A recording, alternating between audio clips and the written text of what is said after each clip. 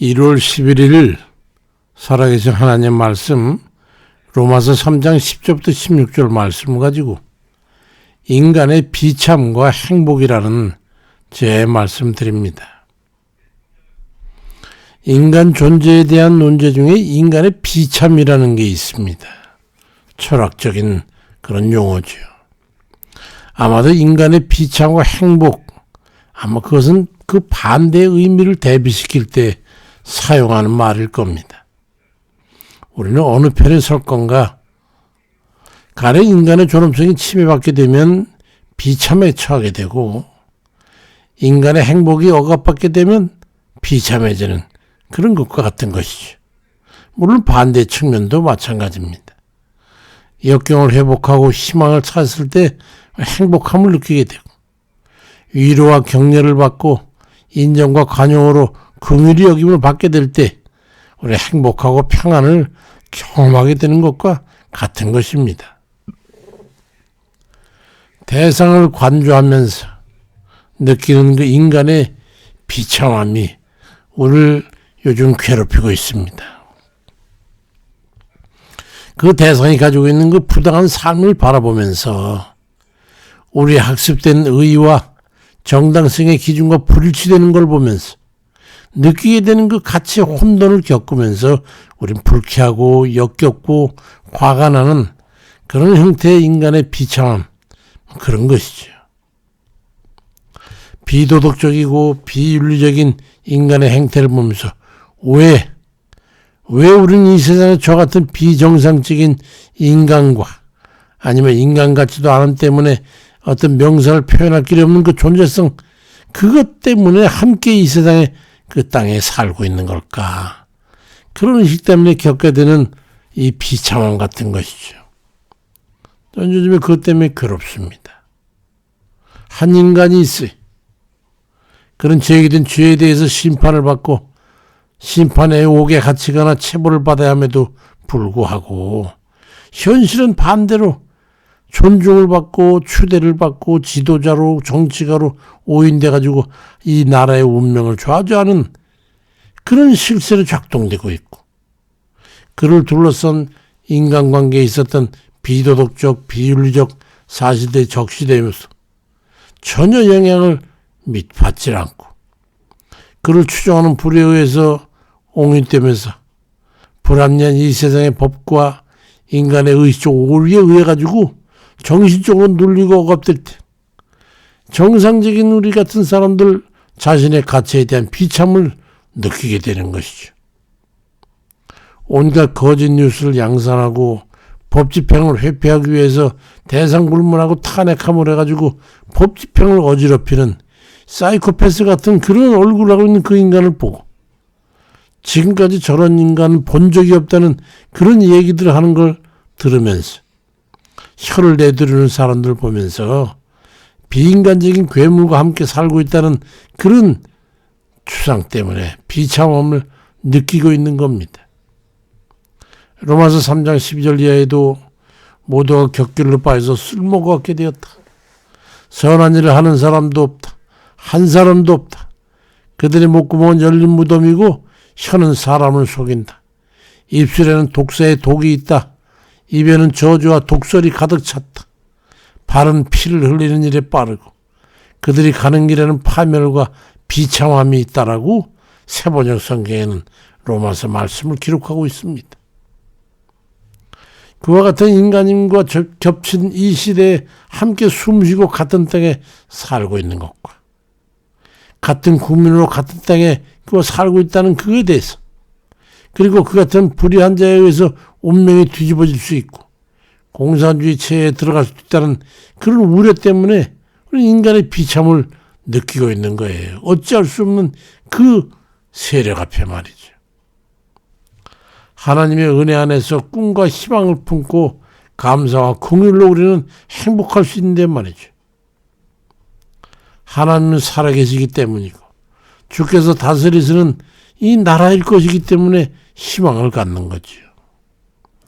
시편 103편 22절에 여호와의 지으심을 받고 그가 다스리는 모든 곳에 있는 너희여 여호와를 송축해라.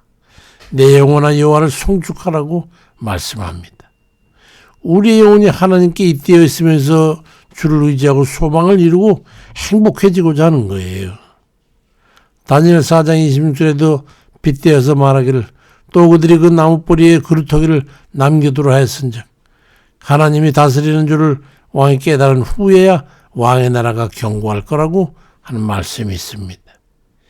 이 우매한 백성과 악한 세력들이 돌이키는 날, 그들이 진실이 드러나는 날 우리는 비참에서 벗어나 다시 행복해질 것입니다.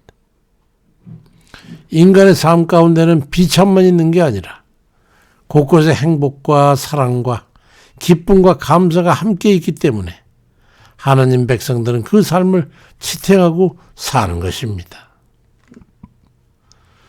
부산에 거주하고 있는 모 권사님 그 편지를 보면서 남편 되시는 분의 이야기를 합니다.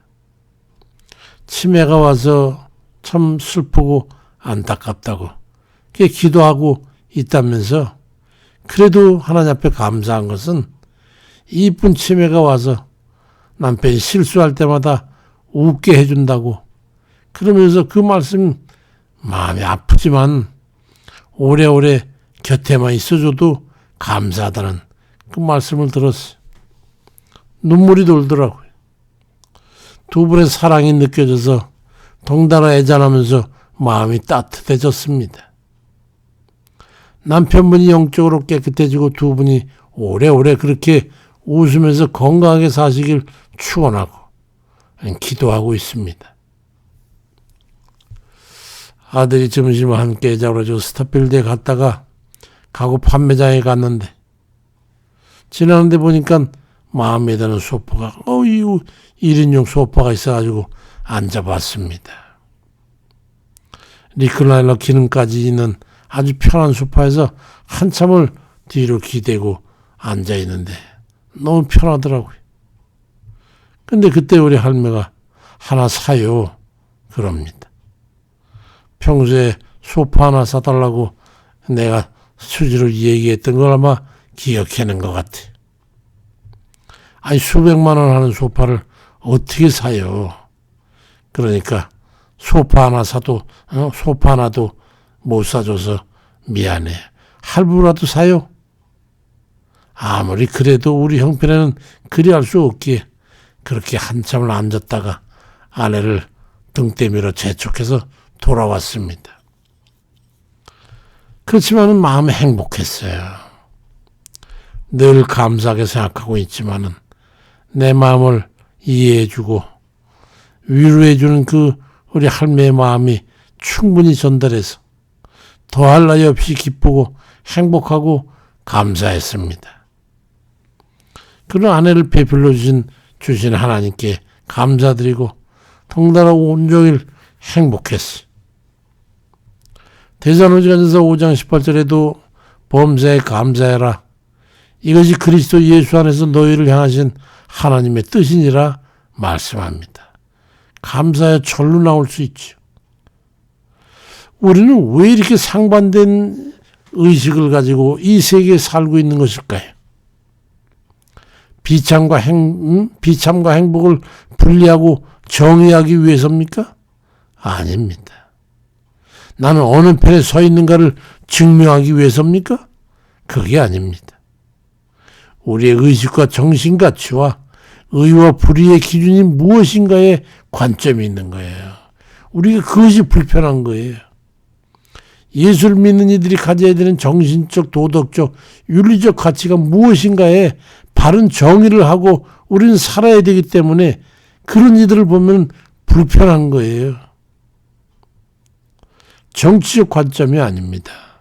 하나님의 공의와 그리고 우리가 살고 이 삶의 평안을 우리는 지켜야 되기 때문에 그래야지만 우리는 불행해지기 때문에 그 불의한 인간이 더 이상 우리가 살고 있는 이 사회를 오염시키지 않도록 해야 한다는 그겁니다. 그러기 위해서 먼저 우리 자신을 돌아봐야 되겠죠. 우리 자신이 인간의 비참 그 자체가 돼서는 안 되기 때문입니다.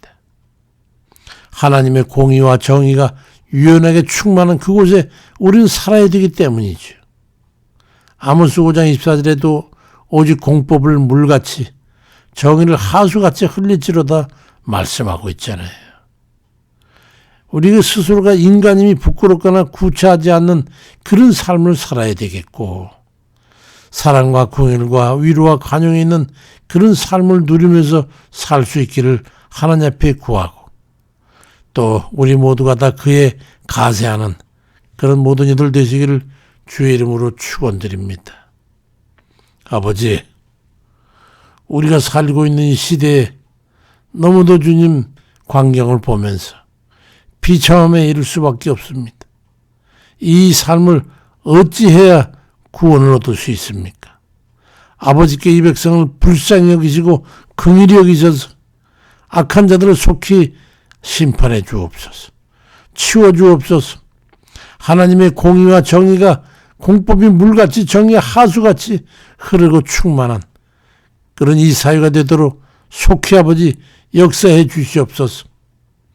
구차스러운 그들의 삶을 보면서 악한 자들의 승함을 보면서 불평불만하지는 않되 최소한 우리 평강을 얻기를 주님 앞에 간구드립니다. 어서 이렇게 저 노고의 몸들을 추위에 떨고 있는 배고픈 저들을 아버지께서 붙잡아 주시고 아버지 저들이 속히 평안한 가정으로 돌아갈 수 있는 길을 열어주옵소서. 악한 자들은 따뜻하게 있고 아버지 비웃고 조롱하는 사이코패스 같은 저들의 눈길을 아버지 보시옵소서. 그들의 눈길이 속히 감기기를 바라고 저들의 교만이 꺾이고 아버지 패악한 그들의 모든 행위가 아버지 어둠 속에 갇히도록 역사해 주옵소서. 이 나라의 백성을 불쌍히 여기셔서 공산주의에 속하거나 악한 세력에 의해서 꺾이는 일이 없도록 주여 도와주옵소서. 다시 한번 이 나라가 굳건히 서서 세계의 복음의 전초기지가 되며 아버지 주의 백성이 살아가는 귀한 터전 될 수 있도록 역사해 주옵소서. 감사드리고 예수 그리스도의 이름으로 기도드립니다. 아멘입니다.